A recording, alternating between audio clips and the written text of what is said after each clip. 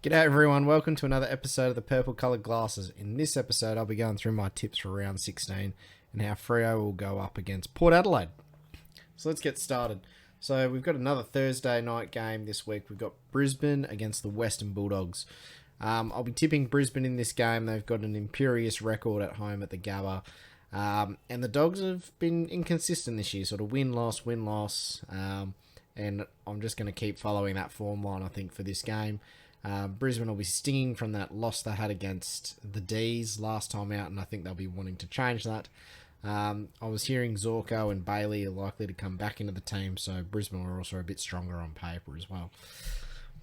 Moving on to the Friday game, Carlton against St Kilda. I was tempted to tip St Kilda in this one as a bit of an upset. I do see the Saints having a chance here, but they've looked really flat since that Brisbane loss. And I'm going to find it hard to tip them. I do think someone like Max King could take advantage a bit about how undersized the defenders are down there at the moment. But if Carlton put out a performance like they did against Freo last week, I think they should account for the St Kilda midfield quite easily and just lock the ball in their forward half and eventually just grind out a win in this one. So we're going for the Blues in that one. Then on the Saturday games, so the first one is the Bombers at home to Sydney. Sydney have been a bit patchy, particularly away from home this year. But I'll be tipping Sydney against the Bombers. I don't see any games. I'll probably be tipping the Bombers in for the rest of the year. They're just not that great. There's talk about them coming out and trying to get one over Sydney for the whole Luke Parker shrugging thing with Dylan Shield earlier in the year. It's Luke Parker's 250th, I think, for this one. So, guys like Lloydie want the Bombers to fire up a bit and get into Luke Parker, but I don't think that really makes a difference. I think Sydney get this one done and fairly easily as well. We then have Adelaide up against Melbourne at Adelaide Oval, and Adelaide won this fixture last year. I think everyone will be on Melbourne pretty much, unless you're a rusted on Adelaide supporter. They were really good last week. They put Brisbane to the sword, and it could get a bit ugly here for Adelaide. But I think they can take some belief out of last year winning this fixture, and they just go in with nothing to lose. You get a free crack at the Premiers, and away in Adelaide, you get up by a few goals. You never know, the crowd might get on your side and get them over the line. But at this stage, we'll be going for the D's. Not a massive margin, I think, only between sort of 20 and 30 points in this one. Geelong up against North Melbourne, down at GMHBA Stadium, so down in Geelong. So Tom Stewart's been suspended for 4 weeks, but I don't think it really makes a difference because North Melbourne are shocking. And Geelong are playing at home at their fortress where they rarely lose. So I think they'll win this by a lot. I think this will probably be one of the floggings of the round that's handed out. And yeah, it's probably best to just move on. But the next game looks like it'll be a cracker. It's Gold Coast against Collingwood. Collingwood are on a really good run at the moment. I think they won 6 in a row. Gold Coast were pretty valiant against Port Adelaide last week. They've had some really solid performances, and they are very hard to beat at Metricon Stadium. I'll be tipping Gold Coast in this one. I do think it'll be a close game. I think Collingwood are due to have a bit of a flat game. They've been up and about for a long period of time. I don't think it takes any shine off Collingwood's run so far. I expect them to probably bounce back even if they do go down in this game. But they are also a chance to win. They've demonstrated they can play quite reasonable wet weather football, and I think their style holds up. I'm not saying it's going to rain. It's just that sort of evening dew when they play at this time slot, the 5:25. I think that's 5:25 WA time, so that'd be 7:30 over in Queensland. So you just get that evening dew and the ball can get a bit slippery. But I think the way Collingwood play, they can match that style. But at Gold Coast, I think if they just bring what they've been bringing the last couple of weeks, they should win this game in a close-ish sort of game. A couple of goals, I think, will be the margin in this one, and probably one I'll be looking forward to watching. And then we get into the Sunday games. So Tigers up against West Coast. So Nick Naitanui coming back into the West Coast team. Will he make a 104-point difference, whatever the margin was last time they played in Perth? Probably not. If West Coast keep the margin under 50, I think they've done well here. Richmond are probably up and about a bit more than when they last played, and they're playing at the MCG, where they typically run right. So I think it'll be a hard day at the office for West Coast. I think they do have some weapons that can trouble Richmond up forward. They have leaked a few goals, but through the midfield and in Richmond's forward line, I think they'll be way too strong for West Coast. Then we've got the Giants up against Hawthorn down in Giants Stadium. Hard one to tip, this one. Hawks have been really close in a lot of games, and they kind of lose to the teams that are around them on the ladder quite easily. And then you've had some really good responses after they've copped a flogging, so they got smacked up by the Dogs, and does that mean they'll come out and give a response this week?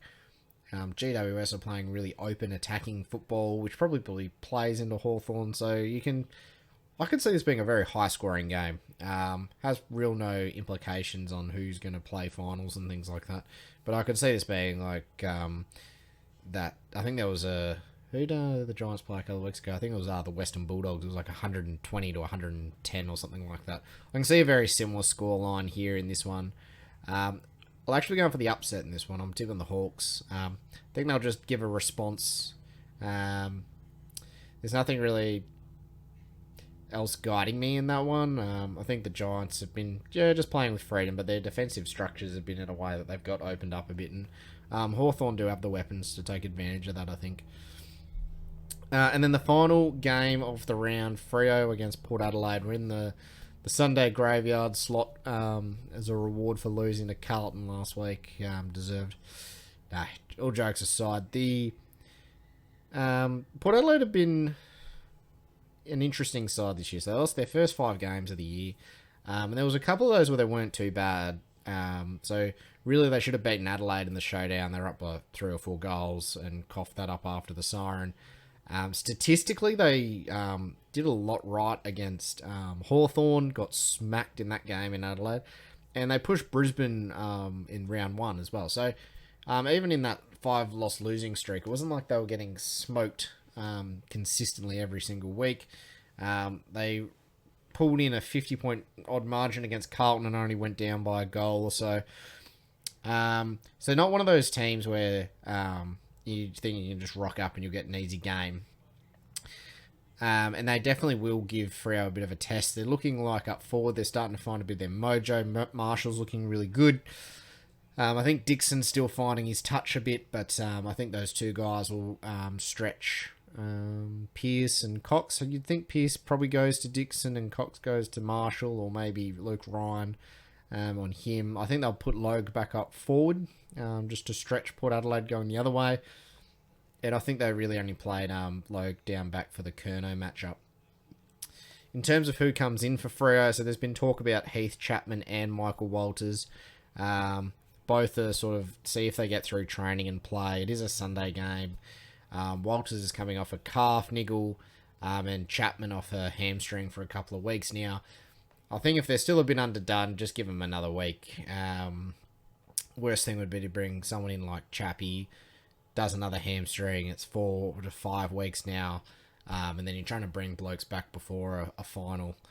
So if they're right to go, pick them. But yeah, if there's any sort of doubt, I think you just go with the same sort of team again. In terms of like who played at Peel, that can probably come in. Maybe Erasmus for someone like a Banfield, but I don't think the performance last week would be enough to drop someone like Banfield, because the ball really didn't get up in the forward line enough.